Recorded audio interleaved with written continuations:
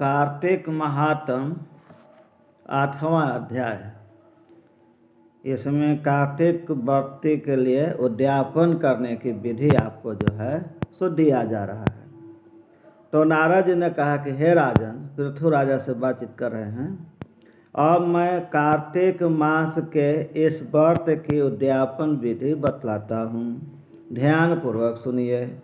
व्रती को चाहिए कि कार्तिक मास में शुक्ल पक्ष की चतुर्दशी को व्रत के संपूर्ण फल प्राप्ति के लिए तथा विष्णु भगवान की खुशी के लिए उद्यापन करें। तुलसी के ऊपर चंदवा बनावें, चंदवा वगैरह है, बंधनवार इत्यादि से सजावट करें। बंधनवार फूलों से सुसज्जित करें। चावल वगैरह दुलाएं, उस पर व्यवस्था करें। इस तरह से मरवा खूब बढ़िया से सजा दीजिए। चारों दरवाज़ों पर मिट्टी के बने हुए पुण्यशील, सुशील, जय और विजय 4 द्वारपालों को अलग अलग बैठाएं। मैं मरवा में चारों साइड हुआ ना दरवाज़ा की तरह, वहाँ पर चारों एक को पुण्यशील, सुशील, जय, विजय इन चारों द्वारपालों का मूर्ति बनाइए। तुलसी की जड़ों में 4 रंगों द्वारा शरतोभद्र चक्र बनावे। ये लोग ब्राह्मण लोग बनाएंगे शरतोभद्र चक्र। उसके ऊपर पंचरत्न रखिए, नारियल रखिए, शुद्ध वस्त्र से कलश को ढक दीजिए। मैं कलश स्थापन विधिवत कर दीजिए। फिर भगवान विष्णु का पूजन करिए। द्वादशी को भगवान विष्णु जागे थे। त्रयोदशी को देवताओं ने उनका दर्शन किए थे। चतुर्दशी को देवताओं ने उनका पूजन किया था।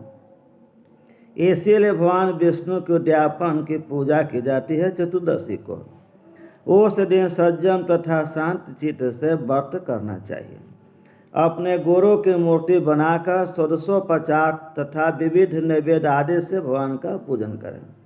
कहने का मतलब है कि गुरु जी हैं तो उनको बुला लीजिए, अच्छी बात है। यदि न आ सकते हैं, चाहे न हैं, गुजर गए हों, तो ऐसी स्थिति उनकी मूर्ति बना लीजिए और उनकी पूजा कीजिए, विष्णु भगवान की पूजा कीजिए।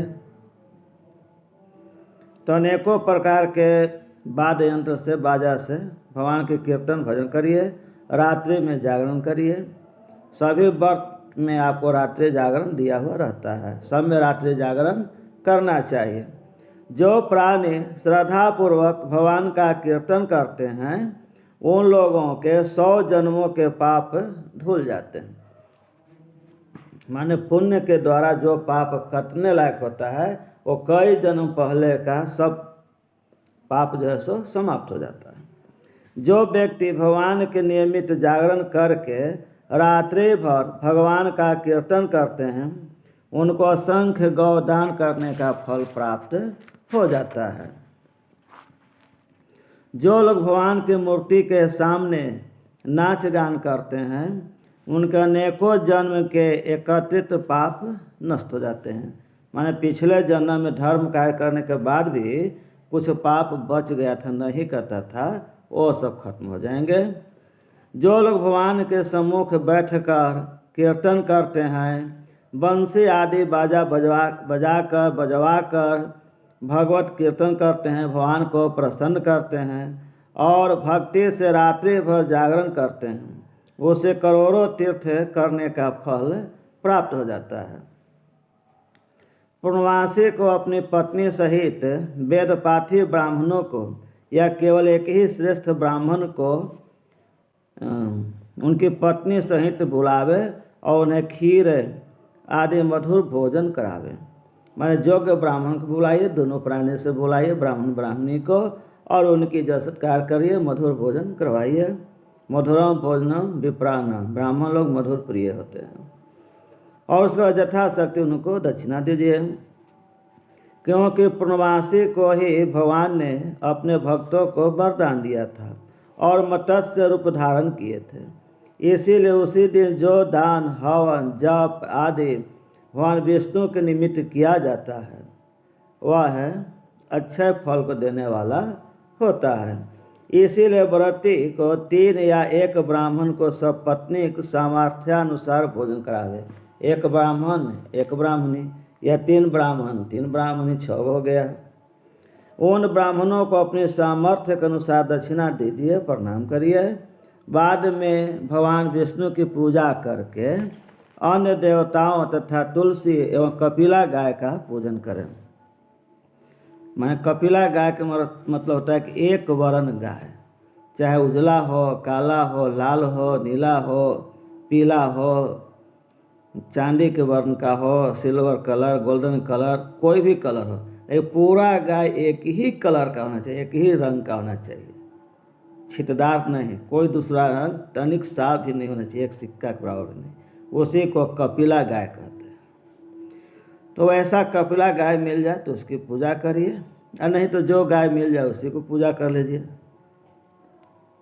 क्योंकि यथाशक्ति लिखा हुआ है।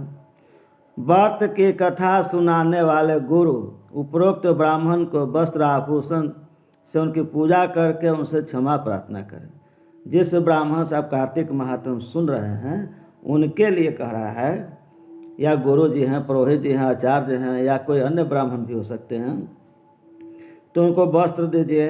आभूषण का मतलब गहना जेवर जेवरात होता है, वो सब दीजिए, उनको प्रणाम कीजिए, आशीर्वाद लीजिए। तो संस्कृत का मंत्र के यहाँ पर हिंदी में दिया हुआ है।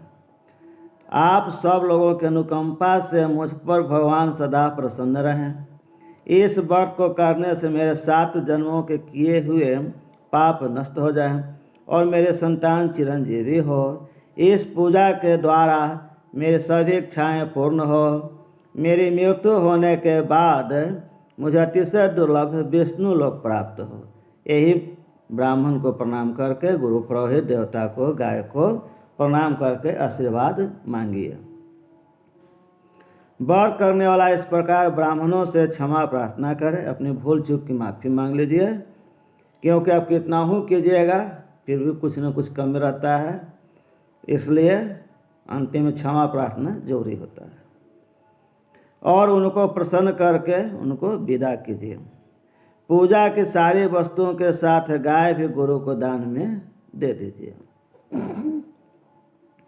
इसके बाद घर वालों और मित्रों के साथ स्वयं भोजन करें, अर्थात भंडारा कर दीजिए हो सके तो, नहीं तो संक्षिप्त में जितना बने उतना ही कर दीजिए।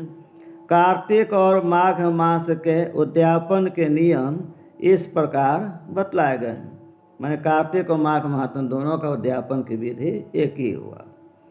इस तरीके से जो प्राणी कार्तिक मास का व्रत और उद्यापन करता है